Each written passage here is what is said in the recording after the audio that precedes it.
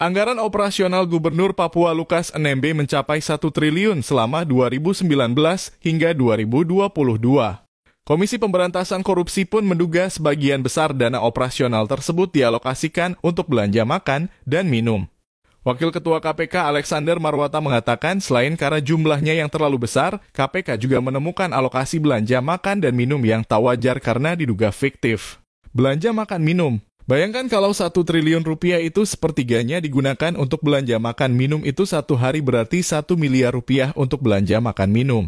Ujar Alex dalam konferensi pers di Gedung Juang KPK, Jakarta, Senin 26/6/2023.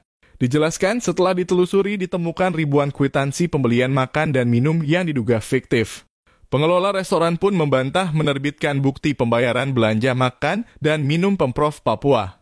Meski begitu, KPK membutuhkan waktu yang tidak pendek untuk menelusuri lebih lanjut dugaan pembelian makan dan minum fiktif itu.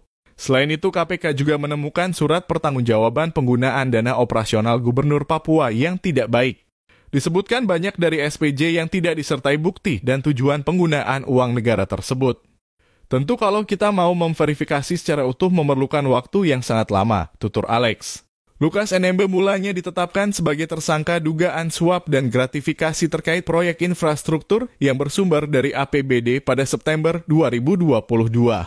Awalnya, KPK hanya menemukan bukti aliran suap 1 miliar dari Direktur PT Tabibangun Papua, Rijatono Laka. Namun dalam persidangan Rijatono Laka yang digelar di Pengadilan Tipikor Jakarta, terungkap jumlah suap yang diberikan kepada Lukas NMB mencapai 35,4 miliar.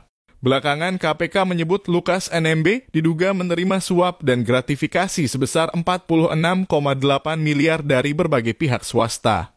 Dalam proses penyidikan, KPK kemudian menemukan berbagai informasi dan menetapkan Lukas sebagai tersangka TPPU. Ia diduga secara sengaja menyembunyikan kekayaannya yang bersumber dari tindak pidana korupsi. Sejauh ini KPK telah menyita puluhan aset Lukas senilai ratusan miliar termasuk uang 8,6 miliar hingga biji emas di dalam botol minum.